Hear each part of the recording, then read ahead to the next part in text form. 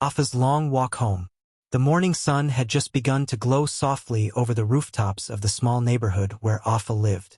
Afa, a cheerful Nigerian boy with bright eyes full of hope, stood in front of their modest home, dressed neatly in his blue check shirt and navy blue shorts. His school uniform was slightly worn, but he wore it proudly. His mother adjusted his collar gently and gave him a warm smile. "Go well, my son. Learn something good today," she said, her voice calm but tired from the struggles of daily life. "I will, Mama," Afa replied with his usual cheer before hurrying off. School was Afa's favorite place, not just because of the lessons but because of the little joys, friends, laughter, and games.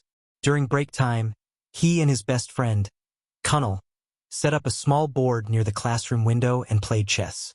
Afa loved the game even though he rarely won. Today was no different. Kunal declared checkmate with a playful grin. When the bell rang again, the students rushed to the field for a quick run before classes resumed. Afa joined them with excitement.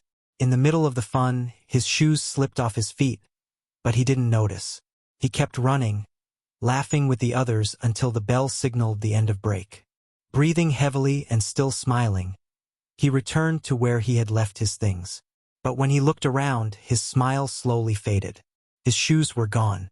He knelt down and checked under benches and behind the classrooms.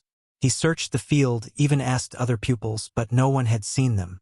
A tight feeling grew in his chest. Those shoes weren't new, but they were precious because his mother had saved for months to buy them. Tears gathered in his eyes. He called out for them softly, as if the shoes would answer, but they were nowhere to be found.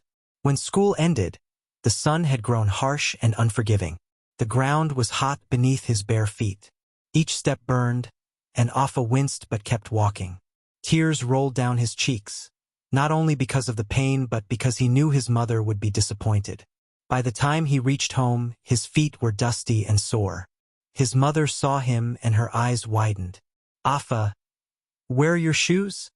she asked, her voice tight with worry and shock. Afa stood still, eyes lowered. "Mama, I lost them," he whispered. His mother closed her eyes for a moment, trying to stay calm. She was overwhelmed, not just by the loss of the shoes, but by everything life had been throwing at them. She spoke firmly, her tone serious, expressing her frustration. Afa felt the weight of her words, and his heart grew heavy. He wished he had been more careful. He wished he could fix everything. Silence filled the small room for a moment. Then, seeing the sadness on her son's face and the red marks on his feet, her expression softened. She sighed deeply and knelt beside him. "Come inside," she said gently. "Let's clean your feet." Afa nodded, wiping his tears. Though the day had been hard, he felt a small warmth.